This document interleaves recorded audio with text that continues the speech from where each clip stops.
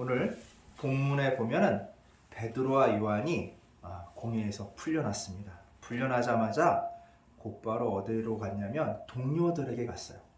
이 동료들을 오늘날로 보자면은 신앙 공동체인 교회라고 볼 수 있습니다. 그리로 가서 같이 믿음을 믿는 자들에게 간증하는 이야기로 시작이 됩니다. 특히 대제사장들과 장로들의 협박을 전합니다. 이 말이 어디에 나오냐면 우리 18절 한번 읽어볼까요? 4장 18절입니다.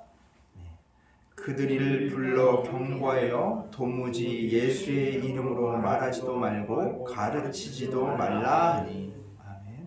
뭐라고 얘기하고 있어요? 예수 그리스도의 이름으로 말하지도 말고 말조차 하지 말라는 거예요. 그리고 그의 도를, 예수님이 우리에게 전해주신 그 말씀도 가르치지 말라고 합니다. 이들은 이 협박 얘기를 딱 듣고 뭐 했냐면 합심 기도를 시작합니다. 이 합심 기도라는 게 뭐냐면 한 마음으로 소리를 내서 하나님께 기도하는 걸 뜻해요. 한 마음으로. 이게 합심 기도예요. 이 합심 기도를 하는데 이 기도 내용을 우리가 조금 살펴보도록 하겠습니다. 첫 번째가 뭡니까? 천지를 창조하신 하나님께 기도를 하고 있어요. 이 천지를 창조하신 하나님께 기도를 했다는 게 무슨 의미냐면 세상은 누구 소유예요? 하나님의 소유라는 겁니다. 천지를 지으시고 만유를 창조하신 하나님께 기도를 합니다. 그리고 두 번째 뭘 합니까? 예전에 하나님께서 주신 말씀, 그게 뭐예요? 오늘날 따지면 성경이겠죠. 이 성경 말씀을 가지고 기도를 합니다. 이 본문의 내용에 보면 다윗을 통해 성령이 말씀하신 내용을 얘기해요. 그것은 어디 나오면 시편 2편 1절서부터 2절까지 나오는데 누가 한번 읽어주시겠습니까? 시편 2편 1절부터 2절까지의 말씀입니다. 어찌하여 열방이 분노하며 민족들이 허사를 경영하는고 세상의 군왕들이 나서며 관원들이 서로 꾀하여 여호와와 그 기름받은 자를 대적하며. 아멘. 자, 여기서 두 가지를 얘기하고 있죠. 그 예언된 내용을 다윗을 통해 성령이 임해서 예언된 내용 두 가지를 얘기하는데 첫 번째가 뭐냐면 이방 나라들이 분노를 하고 민족들이 헛된 일을 꾸민다라고 나와 있어요. 이게 뭐냐면 헤롯 왕과 누구요? 총독 빌라도가 성경의 예언대로 한패가 되었다는 얘기입니다. 그리고 두 번째가 뭐냐면 왕과 통치자들이 함께 모여서 하나님과 메시아이신 예수 그리스도를 대적하는 내용이 나와요. 이건 뭐냐면 이방인인 노말들과 이스라엘 백성이 함께함을 통해서 누구예요? 원수지간이 연합이 된 거예요. 분명히 지배 민족이고 피지배 민족이라서 사이가 안 좋은데 그들이 함께 손을 잡았다는 거예요. 그래서 성경 말씀이 어떻게 돼요? 이루어지고 있는 겁니다. 그래서 하나님이 기름 부으신 하나님의 거룩한 종인 예수 그리스도를 대적해서 어떻게 됩니까? 죽음에까지 이르게 하죠. 이게 어디에 나와 있어요? 이미 성경에 예언이 되어 있다는 겁니다. 그래서 28절에 뭐라고 얘기하냐면 이것은 모두 하나님의 예정된 계획 안에 있음을 이야기하고 있는 겁니다. 이건 무슨 뜻입니까? 하나님은 이미 아신다는 거예요. 자, 우리가 생각을 할 수 있어요. 그러면 악한 일이 일어나는 것도 다 하나님의 계획 안에 있느냐? 하나님이 그렇게 만드신 거냐? 이렇게 질문할 수가 있는데 이거는 그런 의도가 아니라 하나님께서는 그 사람이 어떻게 행동할지를 어떻게 생각할지를 이미 어떻게 한다고요? 다 아시고 계시기 때문에 거기에 맞춰서 하나님의 계획들이 다 이루어지게끔 되어 있다는 거예요. 그래서 하나님의 계획은 절대 물려지지 않는다는 거예요. 그 계획이 어긋나지 않는다는 것을 하나님께서 말씀하시고 있는 거예요. 그래서 우리는 선한 도구로 사용받을 수 있고 악한 도구로도 사용받을 수 있는 거예요. 내가 하나님의 뜻에 따라서 살면, 하나님께 나를 맡기고 살면 하나님의 선한 도구로 사용이 되어질 것이고, 내가 내 마음대로 내 뜻대로 세상과 버타여 살아갈 때는 무슨 도구요? 악한 도구로 사용되어져 가는데, 이 일들은 결국에는 어떻게 돼요? 하나님이 계획하신 일을 향해서 나아갈 수밖에 없다는 거예요. 그것이 하나님께서 이 세상을 다스리는 섭리입니다. 그래서 우리에게 선택지가 있어요. 하나님을 선택하느냐? 그렇지 않느냐. 자, 하나님을 선택하느냐는 뭐냐면 하나님께 나를 맡기는 거예요. 우리가 어떤 물건을 맡길 때, 자, 아니야, 핸드폰을 친구한테 맡긴다고 해서, 야, 오늘은 내 핸드폰, 네가 핸드폰 없으니까 네가 마음대로 써 하면서, 야, 오늘은 전화 10통화만 걸고, 통화할 때는 5분 이내로 짧게 하고, 응? 배터리는 50% 이상 떨어지지 않게 하고, 이런 조건을 딱 내걸면 이게 뭡니까? 맡기는 건가요? 마음대로 쓰게 하는 건가요? 아니죠. 이렇게 제약을 건단 말이에요. 그런 것은 맡기는 게 아니잖아요. 근데 맡긴다는 것은 어느 게요? 마음대로 쓰라는 거예요. 통화를 100분, 200분 해도 상관없고, 해외 전화해도 상관없고, 네가 오늘 쓰고 싶은 만큼 네가 원하는 대로 핸드폰 배터리가 다 닳건 안 닳건은 중요하지 않게 네 원하는 대로 쓰라는 거예요.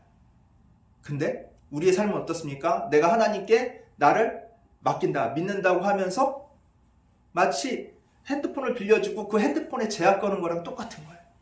하나님, 이건 내가 못하겠고, 저건 이렇게 해주시고, 이건 이렇게 해주시고, 기도를 통해서 나의 바라는 것들만 계속 얘기해요. 근데 오늘 지금 합친 기도를 보면 어떻게 되어 있습니까? 자기 자신들의 바라는 것들을 얘기하고 있나요? 뭐 하고 있어요? 맞아요. 하나님이 얼마나 위대하신 분인지, 이 세상은 다 누구의 섭리 안에 있다? 하나님의 섭리 안에 있다는 것을 말씀해 주고 계세요. 그리고 그 하나님의 섭리가 어떻게 해요? 예전부터 지금까지 이루어지고 있다는 것을 얘기하고 있어요. 예. 그래서 이것은 모두 누구의 계획 안에 있다? 하나님의 계획, 하나님의 섭리 안에 있다는 걸 말씀드리고 있습니다. 그리고 29절에 보면 그 믿는 자, 즉 예수 그리스도를 믿는 자, 우리 그리스도인의 바람이 나와요. 즉 뭐냐면 합심기도, 이 합심기도의 목적이 나오는데 크게 세 가지로 나옵니다. 첫 번째가 뭐냐면 세상의 위협에 놓인 우리 믿는 자들, 그리스도인들을 살펴주십시오. 보살펴 달라고 간구합니다. 이게 뭐냐면 세상의 위협에 놓였다는 건 뭐냐면 우리가 세상에 살지만 세상과 버타고 살지 않기 때문에, 세상이 원하는 대로 살지 않기 때문에 세상은 항상 우리를 어떻게 봐요? 경계의 눈초리로 바라볼 수밖에 없어요. 세상과 틀린 사람들이니까. 초록은 동생이라고 자기랑 비슷한 사람들은 찾고 손도 어떻게 해요? 안으로 굽는다고 그런 사람들을 옹호하게 돼 있어요. 근데 어떻게 해요? 같이 어울려 살고 있지만 세상의 법대로 살아가는 것이 아니라 하나님의 법대로 살아가는 사람들에게는 세상은 항상 도전적인 메시지를 보냅니다. 너 사회생활 하려면 그렇게 하면 안 되지.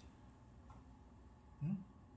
야, 너 맨날 그 주일날 교회 다니는데, 야, 오늘은 그 다음 주에는 한 번만 빠져라. 왜? 우리가 모두 야외에 가니까 가서 우리 한번 같이 어울리자. 그때 어떻습니까? 고민하게 되죠. 그래, 뭐 한 번 빠지고 같이 가지. 물론 뭐 교회 한 번 빠졌다고 해서 우리가 뭐 지옥 가고 그러는 건 아니에요. 근데 뭐냐면 세상은 그렇게 우리의 마음을 흔든단 말이에요. 내 상황과 처지를 자꾸 주님과 멀어지게끔 흔들어 놔요. 그때 이번 한 번만 빠지면 되지. 이번 한 번만 안 하면 되지 뭐. 다음부터 잘하면 되지. 그 마음을 갖게 해요. 언제부터? 다음부터 항상. 내가 하나님을 위해서 살겠다고 결단을 했는데 언제야? 그거는 항상 다음부터.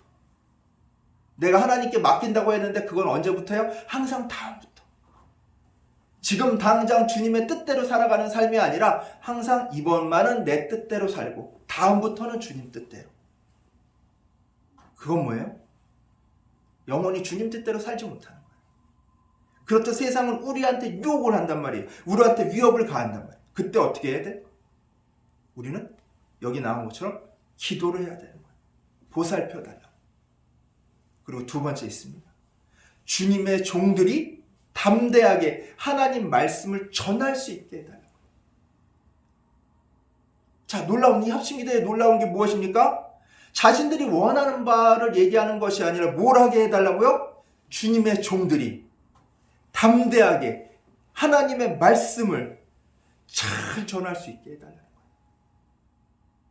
자, 우리 인생의 목적이 있다고 그랬어요. 우리가 태어난 이 땅에 태어난 목적이 있다고 그랬어요. 우리가 그냥 태어난 것이 아니라 그냥 태어났으니까 그냥 살아가는 것이 아니라 우리가 이 땅에 태어난 우리가 지금 이 순간 여기서 듣고 있는 목적, 우리가 세상을 삶을 살고 있는 목적이 있다고 했어요. 첫 번째가 뭐예요? 내가 태어나서 예수 믿고 구원받는 거. 두 번째 목적이 뭐예요? 아직 예수 그리스도를 몰라서 구원 못 받은 사람들에게 뭐 하는 거? 예수 그리스도를 전하는 거. 이것이 우리 인생의 목적이라고 했어요. 그럼 그 태어난 목적에 맞게끔 지금 어떻게 하고 있어요? 기도하고 있는 거예요. 이 사람들이 이미 믿었죠. 자, 그리고 두 번째, 자기 인생에 태어난 목적을 이루기 위해서 주님의 종들이 담대하게 하나님의 말씀을 잘 전할 수 있게끔 해달라고 기도하고 있어요. 그리고 세 번째는 뭡니까? 우리 주 그리스도의 이름으로 뭐예요? 치유와 기적과 놀라운 일들이 일어나게 해달라고 기도하고 있어요. 자, 우리가 세상 사람들이 예수 그리스도를 반신반의하는 사람들이 있어요. 그렇죠? 근데 내 삶이 예수 그리스도를 만나기 전과 예수 그리스도를 만난 후의 삶이 180도 다르다면 더 좋은 모습. 세상에서 사람들이 볼 때 쟤 볼 때는 그 망나니 짓 하고 돌아다니는 걔가 예수 믿더니 싹 바뀌었네? 이건 뭐예요? 개가 천선했다고 그러죠. 개가 천선이나 사람이 본성은 안 바뀌어요. 아무리 이게 진짜 착한 사람은 착하고 악한 사람은 악하다고 본성은 잘 바뀌지가 않습니다. 근데 어떻게 해요? 성령님만이 나의 본성을 바꿔주실 수 있는 거예요. 왜? 새로 태어나기 때문에 주 안에서. 그렇게 바뀌어진 나의 삶을 다른 사람들이 보고 어떻게 됩니까? 놀라운 일이 일어나는 거예요.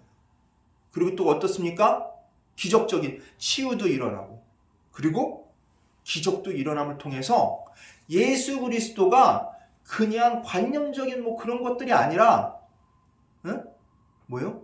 실제로 지금도 우리와 함께 살아계셔서 역사하시는 분이라는 것을 드러내요. 내 삶이 그분을 통해서 그분을 만남으로 통해서 변화된 모습을 내 모습 자체가 내 말이 전도지로서 쓰는 것이 아니라 내가 하는 행동 내가 살아가는 모든 것들이 사람들에게 전도지로 보여지는 거예요. 저 사람은 예수 믿는 사람이구나. 뭔가 틀리구나. 저 사람은 뭔가 다른 사람과 틀리구나. 근데 그러려면 어떻게 해야 됩니까? 뭐 해야 돼요? 손해를 봐야 돼요. 내가 그리스도인이라고 하면서 내가 예수 믿는다 하면서 다른 사람들과 똑같이 아귀다툼 벌이고 더 많은 이익을 가져가려고 하면 사람들이 저 예수쟁이들도 똑같아. 예수 믿는 사람들 똑같아. 이러지 않겠습니까? 근데 내가 그리스도인으로서 손해보고 더 베풀고 그러면 예수 그리스도인이라면 그렇게 손해보기 싫어가지고 회사나 직장이나 학교에서 자기가 그리스도인임을 감추는 분도 있어요. 왜? 내가 그리스도인임을 드러내면 주변에서 자꾸 희생을 강요하니까 내가 왠지 더 손해봐야 될 것 같으니까 손해보지 않으려고. 근데 그리스도인은 손해 안 봐요. 왜 안 볼까요? 누가 채워줘요? 내가 세상에서 손해보는 것 같지만 그걸 누가 채워주신다고 약속하셨어요? 하나님이 다 채워주시기 때문에 그래요. 나는 하나 손해봤으니까 하나님이 채우시면 두 개, 세 개, 많게는 한 10개 정도 채워주시겠지. 그런 생각을 하지만 하나님께서는 차고도 넘치게 채워주신다는 거예요. 그걸 누구의 생각대로? 내 생각대로 채워주시는 것이 아니라 누구의 생각대로 채워주신다고요? 하나님의 생각대로.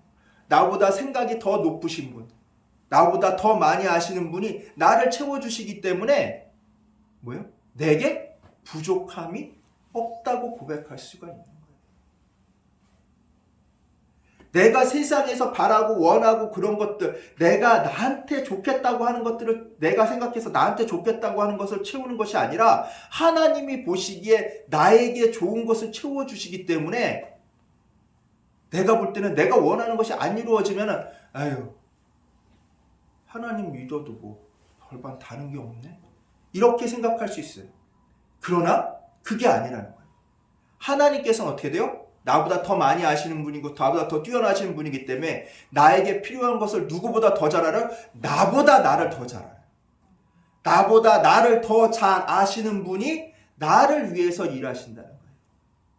우리는 그것을 믿고 주님께 나를 어떻게 맡길 수가 있는 거예요. 그래서 주님이 원하시는 일을 내가 행함으로써 주님께서 나를 뭘로 사용하세요? 도구로 사용해요. 내가 그 도구가 됨을 통해서 어떻게 돼요? 자, 내가 망치질을 해. 망치가 스스로 못을 박나요? 아니야. 누가 박어? 망치질 하는 사람이 박잖아. 네. 그럼 내가 망치야. 그럼 나를 쓰시는 분이 누구야? 하나님. 자, 그러면 사람들이 볼 때 망치만 보니까 누가 못을 박는 거야? 망치가 내가 하는 일 같죠? 근데 실제로 누가 하는 일이야? 하나님이 하시는 일이기 때문에 맡기는 자에게는, 믿는 자에게는 뭐가 없다? 왜? 불가능이 없다. 능치 못한 일이 없는 거예요. 우리가 주님께 진정 맡겼을 때 내가 하는 일들은 누가 하는 일이에요? 내가 하는 일처럼 보이지만 세상 사람들이 볼 때, 세상이 볼 때 내가 하는 일처럼 보이지만 그 뒤에는 누가 하신다고요? 하나님이 하시는 일인데 불가능이 없는 거예요. 나는 단지 뭐 하기만 하면 돼? 맡기는 거예요. 믿고 맡기는 거예요. 그것을 통해 치유와 기적과 놀라운 일이 예수 그리스도의 이름으로 일어나요. 자, 그래서 세상의 구원자이신 예수 그리스도를 담대하게 전할 수 있는 뭘 달라고요? 능력을 달라는 거예요. 결과적으로 이렇게 간구하자 모였던 곳이 흔들렸대요. 그러더니 그 합심 기도하던 그 모든 사람들이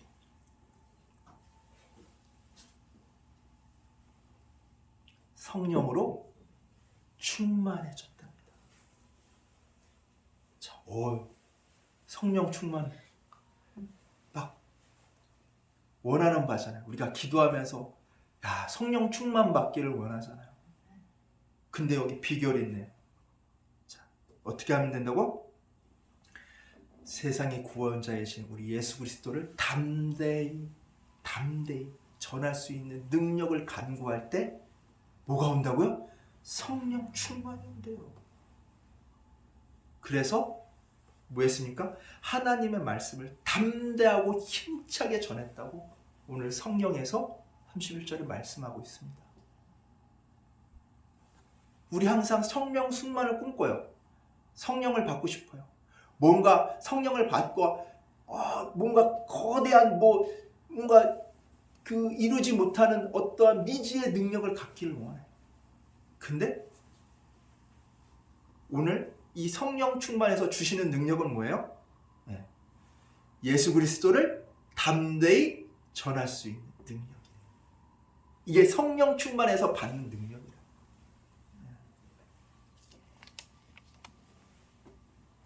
내가 믿고 전도하는 이것이 성령 충만할 때 가능한 일. 우리 예수 그리스도께서도 오늘 말씀에 보면 이 땅에 내려와서 종으로 낮아져 하나님의 구원 사역을 충실히 감당하셨어요. 종이라는 것은 무엇입니까? 자, 종은 내가 부리는 거잖아요. 하나님께서 부리는 거예요. 우리가 도구, 종이 되는 거예요. 그러면 우리는 무엇을 종으로 부릴까요? 우리도 종을 부릴 수가 있어요. 뭐예요? 자, 우리가 선교 헌금 같은 거 하잖아요. 선교 헌금. 자, 그러면 선교 헌금이 내면 그 헌금이 가서 선교사님들한테 가서 그 헌금이 어떻게 됩니까? 그 선교사님 일하는데 도움이 되죠. 내가 그 선교지까지 내가 달려갈 수 없으니까, 내가 갈 수 없으니까 대신 누가 달려가? 내 돈이 달려가는 거예요. 그럼 내 돈은 뭐예요? 나의 종인 거예요. 종으로서 부리는 거예요. 종으로서 돈을 부릴 때 그 종이 좋은 일에도 쓰일 수 있고 나쁜 일에도 쓰일 수 있어요. 그래서 좋은 길로 달려가는 발걸음이 될 수 있도록 나는 어떻게 해요? 좋은 일에 사용하는 거예요. 내가 내 종을 어떻게 부르느냐에 따라서 그 종이 악한 종도 되고 선한 종도 되는 거예요. 우리의 삶도 마찬가지예요. 내가 있을 때 악한 일에 더 신경을 쓰느냐 아니면 선한 일에 더 신경을 쓰느냐에 따라서 내가 악하거나 선하고가 결정이 되는 거예요. 내가 세상을 살아갈 때 그럼 나의 기준을 어디다 둬야 되냐? 어떻게 해야지 선한 기준으로 살아가느냐? 그 선한 기준은 누가 마련해 주신다고요? 네, 하나님께서. 그러면 내가 그 일일이 선한 기준을 어떻게 들이대요? 그건 어떻게 얻는다고요? 말씀과 기도로. 그럼을 통해서 하나님께서 뭘 주신다고요? 오늘 말씀처럼 성령. 성령이 다 기억나게 한대. 성령이 다 가르쳐 주신대. 저는 기억력이 나빠서 잘 기억 안 나는데 기억나게 해주신다 하잖아요. 저는 배움이 모자라서 잘 모르겠는데 성령님이 가르쳐 주신대. 깨닫게 하신대. 그럼 내가 뭐 해야 돼요? 말씀 읽고 기도하면 성령님께서 그 다음은 알아서 책임져 주신다는 것을 오늘 말씀 속에도 우리에게 담대하게 말씀하고 있습니다. 그랬을 때 어떻게 해요? 베드로와 요한처럼 죽음의 위협 속에서 이 믿음의 선배들처럼 죽음의 위기의 순간이 올 때마다 기도로 성령 충만을 받아서 위기에 처해도 담대히 말씀을 증거할 수 있는 우리 성도님들 되시기를 간절히 축원합니다. 아멘. 기도하겠습니다. 사랑과 은혜가 가득하신 하나님 아버지 감사합니다. 언제나 늘 주님의 은혜로 삽니다. 주여, 우리가 주님의 도구로서 주님의 종으로서 우리가 주님의 말씀을 세상에 담대하게 증거할 수 있도록 주여 이끌어 주시옵소서. 능력 주시옵소서.